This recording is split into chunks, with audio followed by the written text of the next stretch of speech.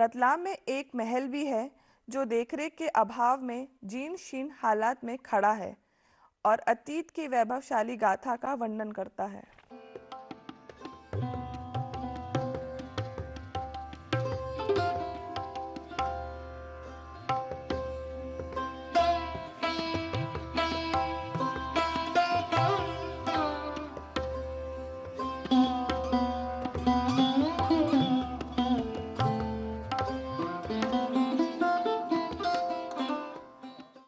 Ratlam 3 S के लिए जाना जाता है, सेब, साड़ी और सोना। ये है मानिक चौक मार्केट, रतलाम का मुख्य व्यावसायिक केंद्र।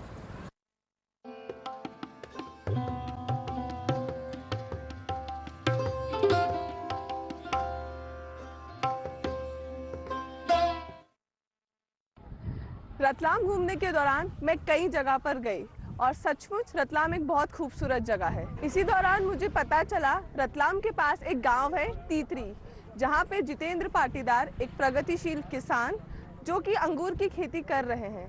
तो मन में जिज्ञासा हुई कि जितेंद्र पाटीदार से मुलाकात की जाए और अंगूर की खेती पर चर्चा की जाए।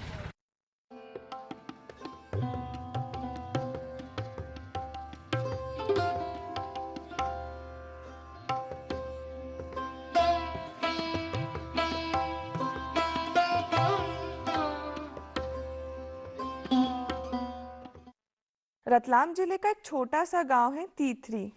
इस गांव के किसान जितेंद्र पाटीदार सफलतापूर्वक अंगूरों की खेती कर रहे हैं। जितेंद्र पाटीदार अंगूरों की खेती का पूरा श्रेय अपने दादाजी को देते हैं, जिनकी लगन और मेहनत से रतलाम क्षेत्र में अंगूरों की खेती हो सकी। युवा किसान जितेंद्र पाटीदार ने अपनी मेहनत, लगन और सूझबूझ से इस खेती में अच्छा खासा नाम और पैसा कमाया। उनकी सफलता देश के अन्य किसानों के लिए एक उदाहरण है। अन्य फसलों की अपेक्षा इस खेती में निश्चित ही शुरुआती दौर में ज़्यादा लागत लगती है, लेकिन वर्षों तक चलने वाली अंगूरों की खेती से अच्छी खासी आमदनी होने लगती है। अच्छे किस्म के पौधे लगाकर और खेत को तैयार करके कुछ ही समय में अंगूरों की फसल ली जा सकती है। टपक सिंचाई पद्धति अपनाकर जितेंद्र पाटीदार ने बहुत कम पानी में इस खेती को करके अच्छा मुनाफा कमाया है। समुचित खाद और उचित मात्रा में कीटनाशक का उपयोग किया जाता है, जिसके कारण अंगूरों की गुणवत्ता बनी रहती है। मेहनत और लगन से पढ़े लिखे युवा किसान जितेंद्र पाटीदार अंगूरों की खेती करने के साथ साथ अमरूद और अनार की खेती भी कर रहे हैं। उनका यह भी मानना है कि कीटों का प्रकोप होने से पहले ही कीटनाशक दवाइयों का उपयोग किया जाए तो फसल को खराब होने से बचाया जा सकता है। अब मैं तीतरी गांव पहुंच गई हूं और इस समय मैं जितेंद्र पाटीदार जी के अंगूर के खेत पे हूं। पाटीदार जी मेरे साथ हैं। नमस्कार पाटीदार जी। नमस्कार जी, स्वागत है आपका तीतरी गांव में और अंगूरों के गांव में। जी बिल्कुल। मैं जानना चाहूंगी कि आपने अंगूरों की खेती की शुरुआत कब और कैसे करी? अंगूर की खेती की शुरुआत दरअसल हमारे जो बड़े पिताजी हैं, स्वर्गीय श्री अंबाराम जी पाटीदार, उन्होंने सन 1982 में पहली बार अंगूर का पौधा जो है वो ला करके और यहाँ पे हमारे यहाँ रतलाम की धरती पे जो है वो कमर्शियल प्रोडक्शन के रूप में उसको रोपा था। और उसकी भी बड़ी इंटरेस्टिंग कहानी है। अच्छा। यदि मैं थोड़ा संक्षेप में अगर आपको परिचय दूं श्री अंबाराम जी का, तो वो क्या है, ट्रैवलिंग काफ़ी पसंद करते थे और कुछ नया खेती के अंदर कुछ नया करना, इसका काफ़ी उनको जुनून रहता था। तो वो नई कई सारी जगह जा करके जहाँ कोई नया फल फ्रूट देखा, सब्जी देखी, क्योंकि उस समय क्या है, इतना टेक्नोलॉजी का ज़माना नहीं था, इतना मीडिया प्रसार नहीं था, इतना जैसे आज तो हम इंटरनेट पे या टीवी के माध्यम से और हम लोग कोई चीज़ फट से ढूंढ लेते हैं, कोई चीज़ कहाँ हो रही है तो वो जाके आ सकते हैं, देख सकते हैं, बात कर सकते हैं। संचार के साधन उतने नहीं थे, तो उस समय की चुनौतियाँ कुछ अलग होती थी। तो वो जैसे दिल्ली, बॉम्बे, जैसे हमारे यहाँ पहले मटर बहुत अच्छी हुआ करती थी, आर्किल मटर लेकर के आए थे एक समय में। पहले 2 दाने की मटर आती थी और जो चाइनीज़ मटर आने लगी, जो या 9 दाने की, 10 दाने की, तो वो उसकी शुरुआत भी यहाँ से हुई। तो वो मटर जाती थी यहाँ से ट्रेनों में और ट्रकों से लोड होकर के बॉम्बे मंडी, तो वो मटर बेचने के लिए जाया करते थे वहाँ पे। तो वहाँ पे देखा उन्होंने कि काफ़ी सारे अच्छे अंगूर आ रहे हैं यहाँ पे, और ये इतने अच्छे अंगूर यदि हमारे यहाँ हो रहे तो क्यों ना हमको अंगूर की खेती की तरफ भी सोचना चाहिए, उस तरफ भी क्यों ना हमको आना चाहिए। तो वहीं जो दलाल थे, जो ब्रोकर थे, जो मंडी के अंदर जो मटर बेचते थे, और जो अंगूर के भी जो और ब्रोकर थे, तो उनसे पूछा कि भाई सबसे अच्छी क्वालिटी के अंगूर कहाँ से आ रहे हैं, कौन इसकी सबसे अच्छी खेती कर रहा है। तो उन्होंने बताया कि भैया सबसे अच्छी जो क्वालिटी के अंगूर जो है वो सांगली से अभी आ रहे हैं। वैसे नासिक के भी अच्छे अंगूर आते हैं, लेकिन अभी सांगली से बहुत अच्छी क्वालिटी के अंगूर आ रहे हैं, और सांगली में जो है वो तासगांव के अंगूर अच्छे आते हैं। और उन्होंने नाम दिया कि जो है वहाँ श्री वसवंतराव जी आर्वे साहब जो है वो उनके यहाँ के ये अंगूर बिक रहे हैं, और ये सबसे महंगे बिकते हैं। तो फिर उन्होंने और परिचय पूछा, तो उन्होंने बताया कि ये अखिल भारतीय जो द्राक्ष उत्पादक संघ है, अंगूर उत्पादक संघ, चूंकि अंगूर को मराठी में द्राक्ष बोलते हैं, तो वो उसके उस समय के अध्यक्ष भी थे। तो उन्होंने बोला कि आप यहाँ पे चले जाएं और यहाँ जा करके और आप पूरी जानकारी कैसे खेती हो सकती है आपके यहाँ के वातावरण में, चूंकि यहाँ से करीब 1200 किलोमीटर की दूरी है, तो यहाँ के वातावरण में हो सकती है, नहीं हो सकती है, क्या संभावना है, वो आप जाके तलाशे, देखे, तो आपको पता चलेगा कि भाई ये हो सके। तो वो वहीं से बस का टिकट लेके और वहाँ से जो है मेरे ख्याल से कुछ 500 किलोमीटर के आसपास कुछ सांगली है वहाँ से, बॉम्बे से करीब, तो वो वहाँ से सांगली चले गए, तासगांव चले गए, और वहाँ वसवंतराव जी आर्वे के यहाँ गए। और उस समय कोई फैमिली फंक्शन चल रहा था उनके यहाँ पे, तो वो गए, धोती कमीज पहनते थे वो, एकदम ठेठ किसानी, जो अपने यहाँ मालवा के जो किसान है, तो वही उनकी वेशभूषा। तो वो देख के समझ गए कि कोई बाहर से व्यक्ति आया है। तो हमारे यहाँ के फंक्शन में तो आया नहीं, तो वो आए, बोले साहब हम किसान हैं और वहाँ से आए हैं रतलाम ज़िले से। बोले रतलाम कहाँ पड़ता है? बोले मध्य प्रदेश में पड़ता है। बोले अच्छा, तो ये कहाँ है? इंदौर के पास है। ऐसे कह के उन्होंने परिचय दिया कि हम ऐसे अंगूरों की मटर की खेती करते हैं, और अभी टमाटर वगैरह भी हम लोग कुछ लगाते हैं। तो फिर उन्होंने फिर समय निकाल के उनको बगीचा दिखाया, और उन्होंने कहा कि आपके पास क्लाइमेट के तो कुछ डेटा होंगे नहीं के हैं? तो बोले साहब कोई डेटा नहीं है क्लाइमेट के हमारे पास। बोले अंगूर की खेती हमारे देश में कुछ स्थानों पे ही सफलतापूर्वक हो रही है। तो मैं अगर आपसे ये कहूँ कि सीधे आप अंगूर लगा दें, तो यानी क्योंकि इसमें खर्चा बहुत है अंगूर की खेती में, इंगल लगता है, वायर लगता है, ड्रिप इरिगेशन लगता है, फसल लगाने के बाद तीसरे साल पहली फसल आती है, उसके बाद साल में एक बार फसल आती है, 2 बार कटाई छटाई इसकी करनी पड़ती है। तो उन्होंने कहा कि जो है वो आप जो है अभी साधारण खेती कर रहे हो और एकदम से अंगूर की खेती पे आना मतलब बहुत खर्चीली खेती है, तो पहले आप वहाँ के वातावरण के डेटा मुझे ला के दें, और उसके बाद फिर जो है वो आप पौधे लगाएं। तो बोले ठीक है साहब, हम कोशिश करेंगे। वैसे तो ऐसे डेटा अब उस समय 1982 के टाइम पे उतने कुछ डेटा कलेक्शन रिकॉर्ड होते नहीं थे, और होते भी थे तो एक आम किसान के पास एक्सेस उतना होता नहीं था। तो बोले ठीक है साहब, आप तो ये बताओ कि पौधे लेने कब आ जाए। तो उन्होंने कहा कि ठीक है, आप जो है पौधे लेने के लिए फरवरी में आपका सबसे उपयुक्त समय, और उस समय आप पौधे लेने के लिए आए। तो उस समय उन्होंने बताया कि ये पीरियड के अंदर आपको यहाँ से पौधे मिल जाएंगे, वो आप ले जा सकते हैं, लेकिन फिर भी मैं यही सलाह दूंगा कि आप जो है वो इसकी खेती के लिए पहले स्टडी करें कि आपके यहाँ हो सकती है या नहीं हो सकती है। तो फरवरी के अंदर वो फिर दोबारा पहुंच गए वहाँ पे, और उस समय नर्सरी उनकी तैयार थी, तो उनको भी लगा कि हाँ थोड़ा इंटरेस्ट है इनको, ये लग रहा है कि हाँ ये करना चाहते हैं अंगूर की खेती। तो फिर सारी जानकारी वहाँ से मिली, और वहाँ से पौधे ला करके और शुरुआत में 1 एकड़ क्षेत्रफल में लगाएं। अब उसके बाद क्या है, कई सारी असफलताएं हाथ लगी। 4-5 साल तक जो है वो 6 साल तक सही तरीके से हो नहीं पाया। लोग बहुत हंसते थे, कोई नया, क्योंकि हमारे यहाँ ऐसे कोई अंगूर की खेती अभी तक हुई नहीं थी, तो लोग हंसते थे कि यार ये क्या बांस लगा दिए, और ये क्या तुमने एंगल पे वायर टांग दिए, और कोई अंगूर की खेती हो रही है यहाँ पे। तो वो एक असंभव सा था उस समय, उस ज़माने के हिसाब से सोचे तो, लेकिन हिम्मत नहीं हारी, और आज उन्हीं की प्रेरणा है कि जो है वो वहाँ से खेती शुरू हुई, और आज इस स्तर पे है कि आज रतलाम जो है मध्य प्रदेश में अंगूर की खेती के लिए एक अच्छे रूप में जाना जाता है। अंगूर की खेती के लिए आप किस तरह खेत को तैयार करते हैं, और कौन सा खाद आप इस्तेमाल करते हैं? अंगूर की खेती के लिए जो खेत को तैयार करने की जो शुरुआत होती है, उसमें हम पहले जैसे 2 बार प्लाऊ कर देते हैं खेत को, उसके बाद उसको रोटावेटर करके, और जो भी प्रजाति हमको अंगूरों की लगानी है, जैसे क्या है कुछ प्रजातियां ज़्यादा चलने वाली हो, जैसे इस बगीचे में हम देख रहे हैं कि इसमें हमने बीच में ये गलियारा हम बोलते हैं, तो गलियारे को भी हम भर रहे हैं, और अंदर इसमें हाई डेंसिटी प्लांटेशन है। तो सबसे पहली चीज़ तो हमको ये देखना है कि हम कौन सी प्रजाति का अंगूर लगाना चाहते हैं, क्योंकि कुछ ज़्यादा चलने वाली प्रजातियाँ होती है और कुछ कम चलती है। जी। तो उसके हिसाब से हम अपना कितने बाई कितने पे पौधे हमको लगाना है इसका चुनाव कर लेते हैं, और खेत को जुताई करके उसका रोटावेटर करने के बाद में, जैसे मान लीजिए कि हमने 10 बाय 5 पे पौधा लगाना है, तो 10 फीट जो है लाइन से लाइन की दूरी और 5 फीट जो है वो पौधे से पौधे की दूरी के हिसाब से हम उसमें हमारी लाइनिंग डाल देते हैं। उसके बाद में जो है वो पाइपलाइन का हम प्लान करते हैं पूरा, कि पाइपलाइन इसके अंदर हमको डालना है, क्योंकि ड्रिप इरिगेशन कंपलसरी है इसके अंदर। और अभी तो हम लोग फर्टिलाइज़र भी पूरा इसको हम लोग ऑटोमेशन के थ्रू देते हैं, पूरा जितना आवश्यकता है उतना ही खाद इसको देते हैं।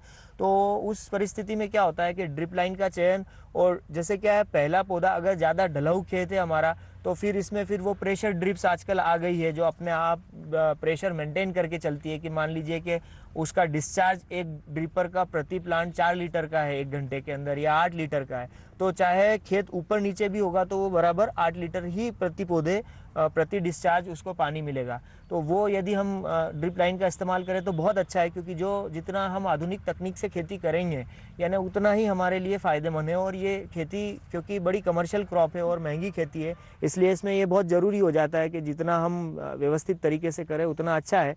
तो हम लोग ड्रिप लाइन का पूरा मैप बना के और उसमें पाइपलाइन बिछाते हैं, फिर ड्रिपर्स लगाते हैं, फिर जहाँ जहाँ हमारे पॉइंट्स बन रहे हैं 2 ड्रिपर्स के बीच में हम पौधा रखते हैं, वहाँ पे हम 1.5 फीट का गड्ढा खोद लेते हैं और उसके अंदर गोबर की खाद तकरीबन आप मान लीजिए 2 से 3 किलो, या अगर हमारे पास उपलब्धता अच्छी है गोबर की खाद की तो उससे भी ज़्यादा हम लोग इसकी क्वांटिटी रख सकते हैं।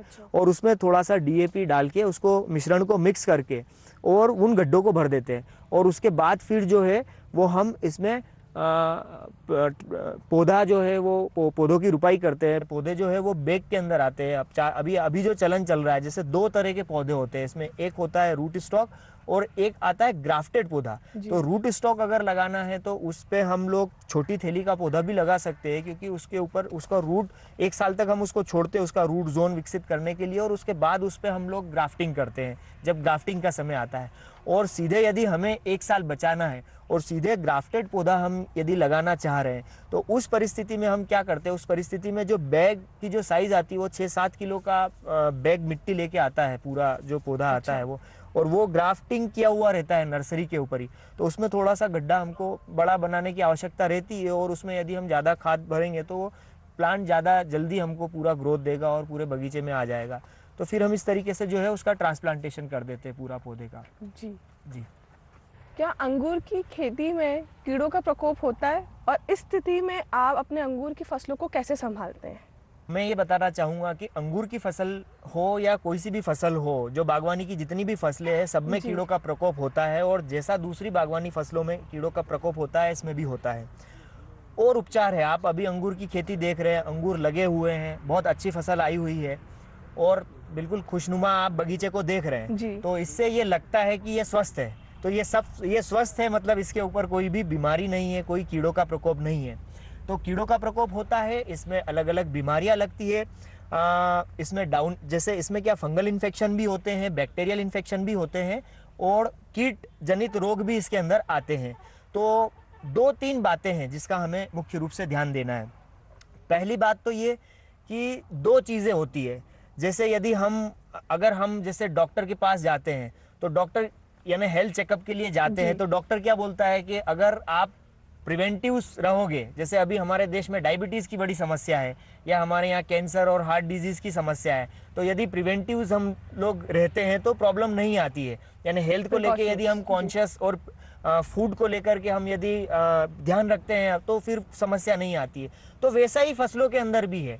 यानी क्या होता है, जैसे कीड़ों का प्रकोप कब होता है, या फंगल इन्फेक्शन कब आती है, या बैक्टीरियल इन्फेक्शन कब आती है, जब उसके अनुकूल मौसम उसको मिलता है। जैसे मैं उदाहरण के लिए इस साल की बात करूं कि ये साल हमारे यहाँ पे सामान्य से 2 गुना से भी ज़्यादा बारिश हुई है। ये साल हमारे यहाँ पे 80 इंच से अधिक बारिश हुई है, जबकि सामान्य बारिश रतलाम जिले के अंदर 35 इंच से भी कम होती है।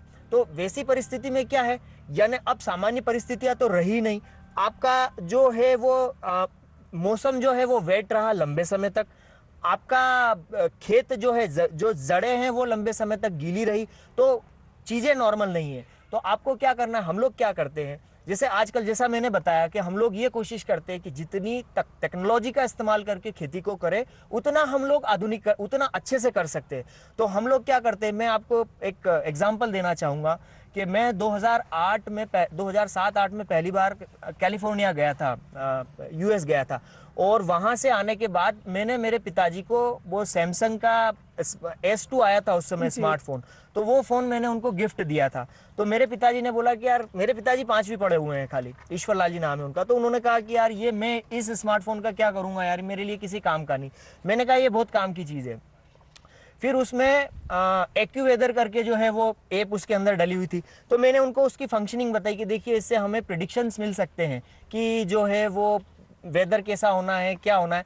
यानी ये मैं बात बता रहा हूँ। फिर थोड़े टाइम उन्होंने स्मार्टफोन को इस्तेमाल किया, जब वो हैबिचुअल हुए तब ये प्ले स्टोर आया, प्ले स्टोर के बाद ऐप्स आने लगी, तब समझ में आया कि हाँ इनका इस्तेमाल हम कर सकते हैं। अब हम क्या करते हैं, जैसे अभी मेरे पिताजी ये अनुमान लगाने में बहुत कहना चाहिए माहिर है कि इधर से हवा चल रही है, ये 7 दिन का मौसम ऐसा बता रहा है, तो जो वो प्रिडिक्शन बताता है वेदर ऐप के इतनी % संभावना है, उससे ज़्यादा करेक्ट प्रिडिक्शन वो बता सकते हैं कि हाँ वास्तव में पानी गिरेगा या नहीं गिरेगा। तो कहने का मतलब क्या है कि यदि पानी गिरने का हमको पहले से पता है, तो जैसे इसके अंदर अगर फंगल इन्फेक्शन है, तो फंगल इन्फेक्शन कब होगी, जब इसमें फंगस के स्पोर होंगे, और अगर फंगस के स्पोर हैं और उसके लिए आइडियल क्लाइमेट मिलेगा, जैसे मॉइस्चर वाला क्लाइमेट आ गया, या समझिए बैक्टीरियल अगर इन्फेक्शन है और उसके लिए आइडियल क्लाइमेट मिलेगा, तो अब जब हमको ये पता चल जाता है कि 4 दिन के बाद 3 दिन के बाद वैसा क्लाइमेट होने वाला है, तो हम उसका प्रिवेंटिव यदि स्प्रे कर देंगे तो वो बीमारी इसके अंदर आएगी ही नहीं। तो ये एक बहुत ही यानी ऐसा तरीका हो गया जिसमें हम 1/4 या 20% कॉस्ट में ही हमारे बगीचे को बचा के रख सकते हैं।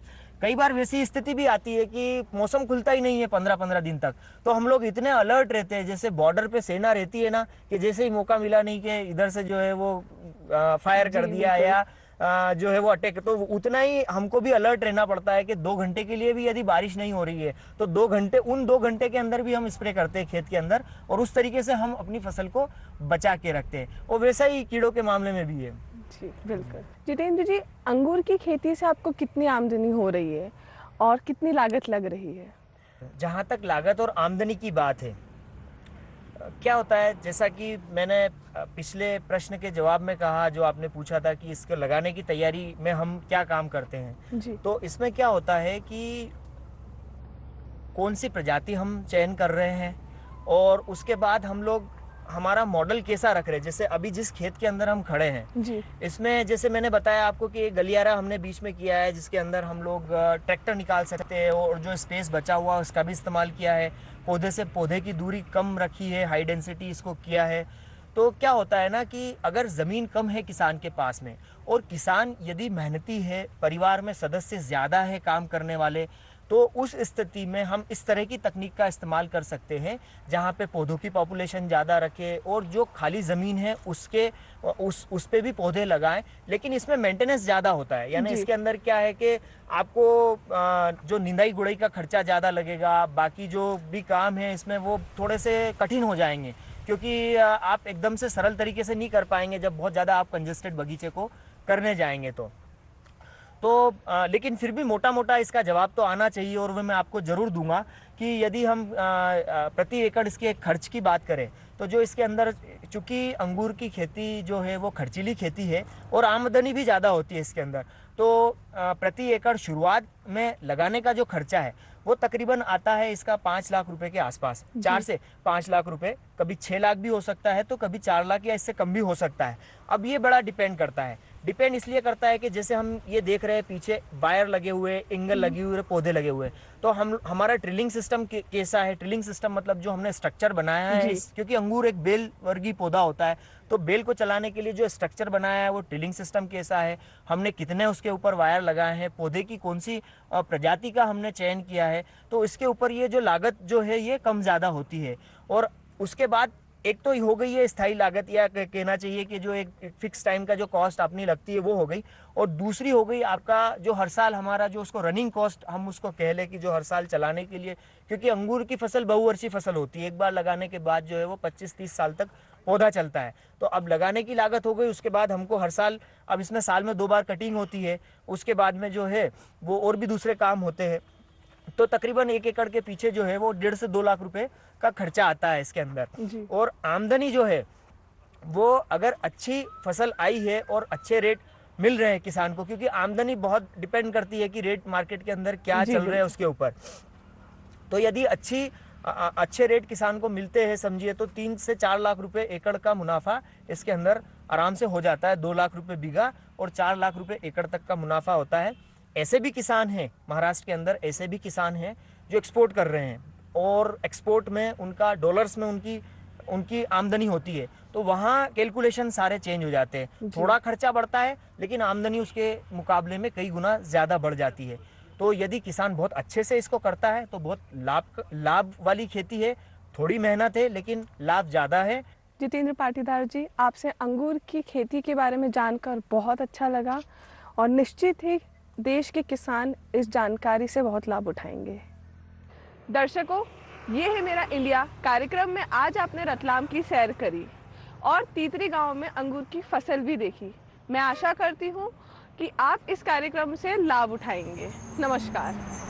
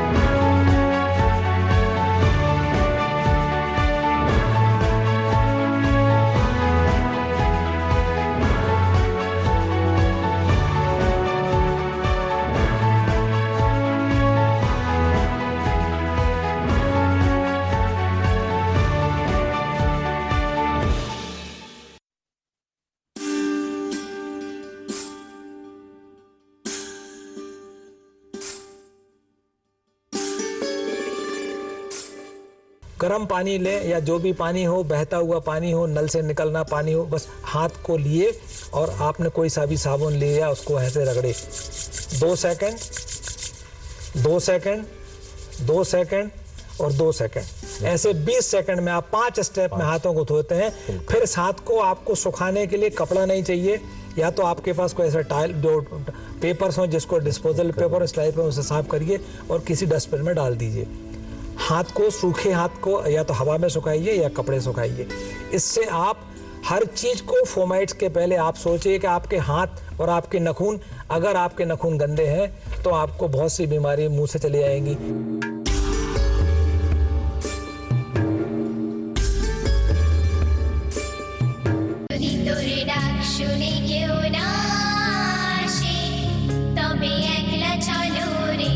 सफाई एक ऐसा माध्यम है जिनसे हम हमारी जीवन अच्छे से जी सकते हैं।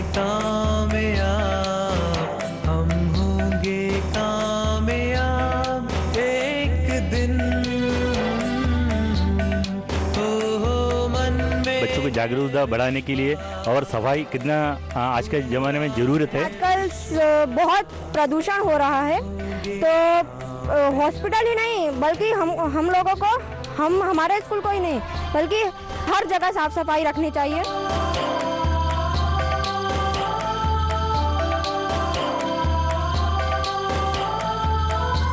हमारा एनवायरनमेंट, हमारे ओजोन लेयर में इतने बड़े बड़े छेद हो रहे हैं, सब उसका मेन कारण है pollution. So we must have to clean our environment.